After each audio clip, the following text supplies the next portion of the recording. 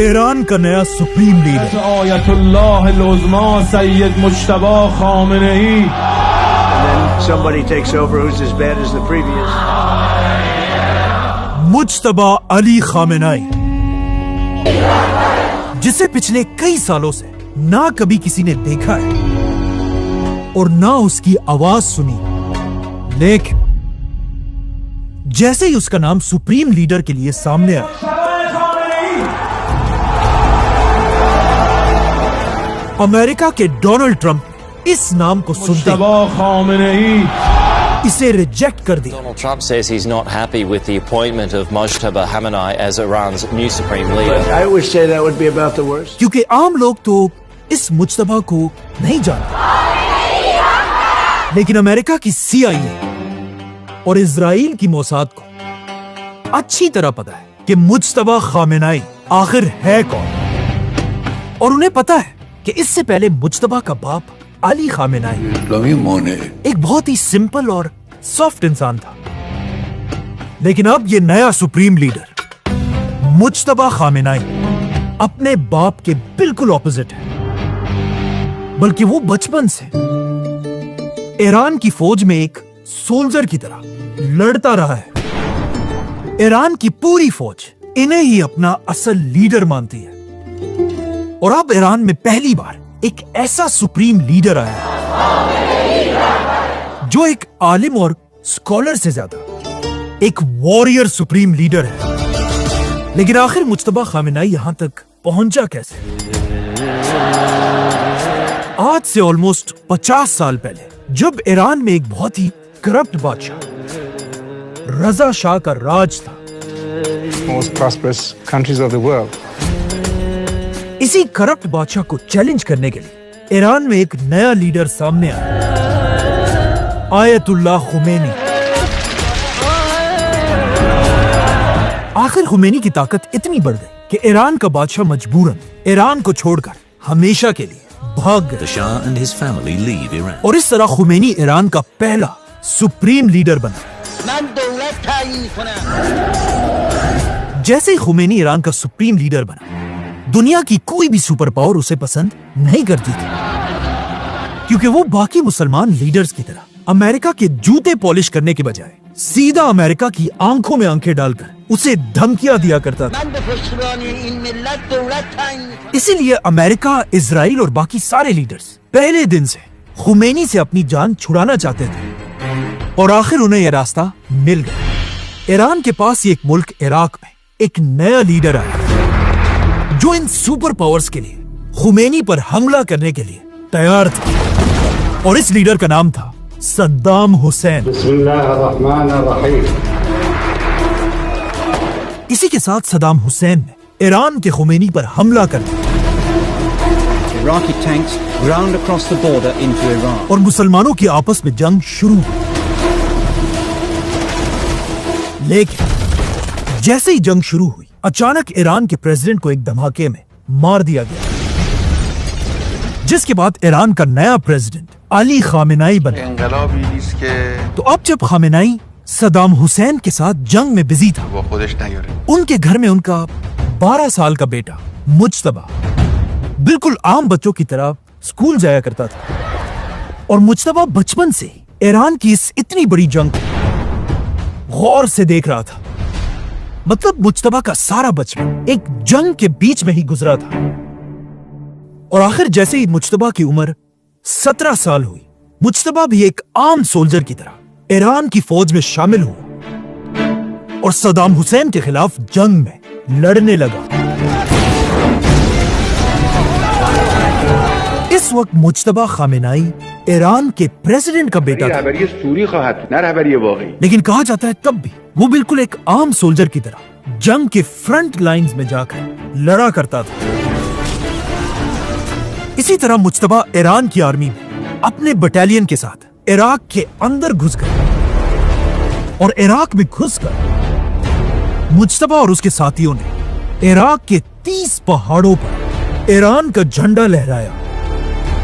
لیکن اب جب یہاں یہ سب کچھ ہو رہا تھا، اچانک عراق اور ایران نے اس جنگ کو ختم کرنے کا فیصلہ کیا. اور ساری فوجیں اپنی جگہوں پر واپس چلی گئی، جس سے یہ 8 سال کی جنگ ختم ہو گئی۔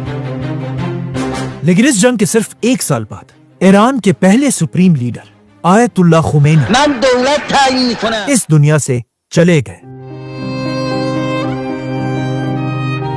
اب یہاں پر ایک بہت بڑا کوسچن تھا کہ آخر ایران کا نیا سپریم لیڈر کون ہوگا؟ اسی لیے ایران کے 86 سب سے بڑے اسکالرز ایک میٹنگ کے لیے جمع ہوئے اور نئے سپریم لیڈر کے لیے ووٹنگ شروع ہوئی۔ اس الیکشن میں 86 میں سے 60 بڑے اسکالرز نے علی خامنہئی کو ووٹ دیا، جو 70% ووٹ بنتا تھا، اور اسی کے ساتھ علی خامنہئی ایران کے نئے سپریم لیڈر بنے۔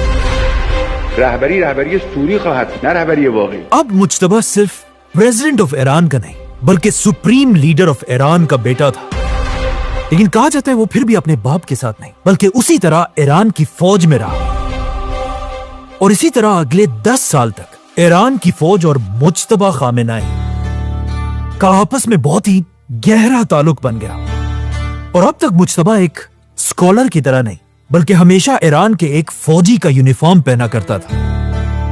آخر 10 سال تک ایران کی فوج میں رہنے کے بعد مجتبی ایک فوجی ہونے کے ساتھ ساتھ ایک اسکالر بننے کی بھی تیاری کرنے لگا،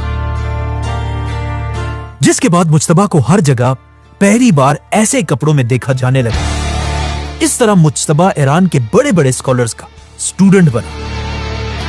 اب جب مجتبی یہاں پڑھ رہا تھا، اسی دور میں عراق کے صدام حسین اور امریکہ کی بھی دشمنی شروع ہو چکی تھی۔ We're in the early stages of military operations to disarm Iraq.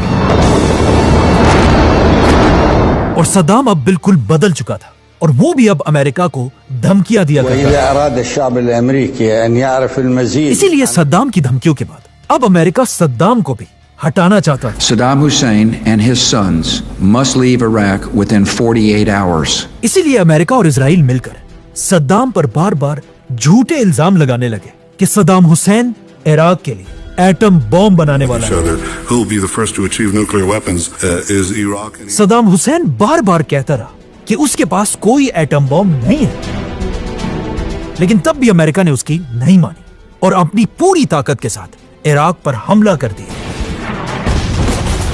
اور عراق میں لاکھوں لوگوں کو مارنے کے بعد پوری دنیا نے دیکھا کہ یہ سب بس جھوٹ تھا اور عراق میں کوئی ایٹم بم تھا ہی نہیں۔ لیکن امریکہ اور اسرائیل اب بھی نہیں رکے، اور عراق کے بعد اب ایران پر بھی الزام لگانے لگے کہ ایران بھی ایٹم بم بنانے والا ہے۔ Who will be the first to achieve nuclear weapons in Iran? یہ دیکھ کر ایران کے بڑے اسکالرز میں ایک بہت بڑی ڈیبیٹ سٹارٹ ہوئی کہ اب ہمیں کیا کرنا چاہیے۔ کچھ نے کہا کہ ہمیں ایٹم بم نہیں بنانا چاہیے، لیکن کچھ نے کہا کہ اگر ہم ایٹم بم بنائیں یا نہ بنائیں، ایک دن امریکہ ہم پر حملہ ضرور کرے گا، اسی لیے ہمیں ایٹم بم بنانا چاہیے۔ آخر ایران کے سپریم لیڈر آیت اللہ خامنہئی نے یہ ڈیبیٹس ختم کر دی اور پوری دنیا کے سامنے اعلان کیا کہ ایران کبھی بھی ایٹم بم نہیں بنائے گا، اتم نداریم به سلاح اتمی نداریم، کیونکہ ایٹم بم بنانا اسلام میں حرام ہے، ممنوع ہے، حرام ہے۔ لیکن علی خامنہئی کے اس فتوے سے ایران میں ہر کوئی خوش نہیں تھا، بلکہ کچھ بڑے اسکالرز ایسے تھے جن کا اب بھی یہی خیال تھا کہ ایران کو ایٹم بم بنانا چاہیے۔ اور کہا جاتا ہے انہی اسکالرز کے ساتھ خامنہئی کا اپنا بیٹا مجتبی خامنہئی بھی تھا، جو چاہتا تھا کہ ایران بھی ایٹم بم بنائے، لیکن اس بات کا نہ ایران میں اور نہ ایران سے باہر کسی کو پتا تھا، بلکہ اب تک صرف کچھ پکچرز کے علاوہ مجتبی خامنہئی کو نہ کبھی کسی نے دیکھا تھا اور نہ سنا تھا۔ مجتبی سپریم لیڈر کا بیٹا ہونے کے بعد پوری دنیا سے بالکل غائب تھا، لیکن آج سے 20 سال پہلے اچانک دنیا کی ایک سیکرٹ آرگنائزیشن وکی لیکس میں کچھ ڈاکیومنٹس ریلیز ہوئے جن میں لکھا تھا کہ مجتبی خامنہئی میڈیا میں تو کسی کو نہیں دکھتا، لیکن اصل میں مجتبی خامنہئی ایران کے سب سے پاورفل لوگوں میں سے ایک ہے، جسے ایران کی فوج ایک کیپبل اور فورسفل لیڈر مانتی ہے۔ اور ان ڈاکیومنٹس میں آج سے 20 سال پہلے لکھا تھا کہ ہو سکتا ہے آگے جا کر ایک دن مجتبی خامنہئی پورے ایران کا سپریم لیڈر بنے، سید مجتبی حسینی خامنہئی، کیونکہ اس کے پاس ابھی سے ایران کی فوج اور ایران کی انٹیلیجنس پر एक बहुत बड़ा इन्फ्लुएंस है। और इन लीक्स के अंदर यह भी लिखा था मुज्तबा खामेनाई का ईरान के न्यूक्लियर प्रोग्राम मतलब एटम बॉम्ब के साथ एक बहुत ही गहरा ताल्लुक है। और यही से अमेरिका और इजराइल आज से 20 साल पहले से मुज्तबा खामेनाई के हर स्टेप को गौर से मॉनिटर करने लगे। लेकिन इन लीक्स के बाद भी मुज्तबा खामेनाई पूरी दुनिया के कैमरों और मीडिया से हमेशा दूर रहा। और पिछले 15 सालों से मीडिया में मुज्तबा खामेनाई की इन कुछ तस्वीरों के अलावा और कुछ भी नहीं है।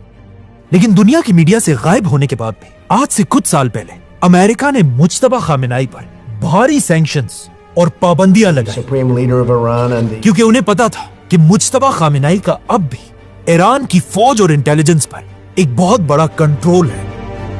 और आज से कुछ साल पहले जब इजराइल बार बार कहने लगा कि अब वो ईरान पर हमला करके रहेगा, जिसके लिए वो अमेरिका पर प्रेशर डालने लगा कि वो भी ईरान पर हमला करे, ये देखकर ईरान के इंटेलिजेंस चीफ ने कहा कि हमें पता है कि हमारे सुप्रीम लीडर का एटम बॉम्ब बनाने के खिलाफ एक फतवा है, हराम है, लेकिन अगर अमेरिका और इजराइल हमें इसी तरह हर तरफ से घेरते रहे और हमारे लिए सारे रास्ते बंद करते रहे तो हम भी चुप नहीं बैठेंगे, ईरान को मजबूर में बल्कि बिल्कुल एक कॉर्नर टाइगर की तरह हमें अपने एटम बॉम्ब के प्रोग्राम को दोबारा शुरू करना होगा। और आखिर सुप्रीम लीडर के एडवाइजर अली लारिजानी ने ऐलान किया कि अगर अमेरिका ने हम पर हमला किया तो हमारे पास भी और कोई ऑप्शन नहीं बचेगा और हम अपना न्यूक्लियर प्रोग्राम दोबारा शुरू करेंगे। लेकिन तब भी अमेरिका ने ईरान की बात नहीं मानी और अमेरिका और इजराइल ने मिलकर ईरान पर हमला कर दिया।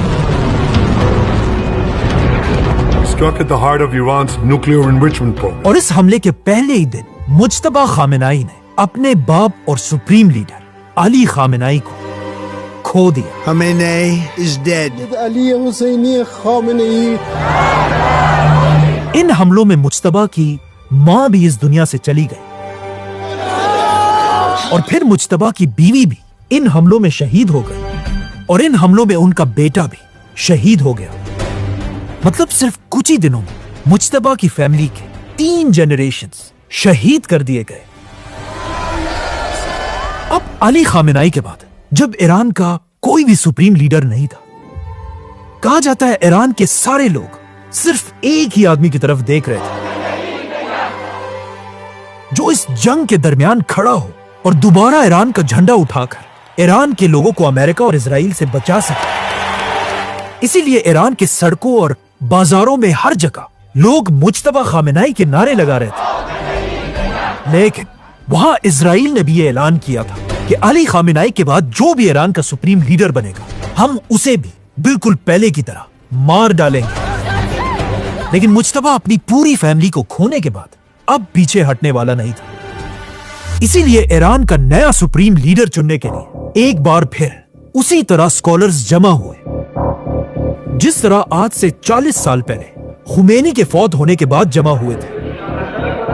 ये देखकर अमेरिका के प्रेसिडेंट ने कहा कि अगर मुज्तबा खामेनाई सुप्रीम लीडर बन गया तो हम ईरान के इस फैसले को नहीं मानेंगे।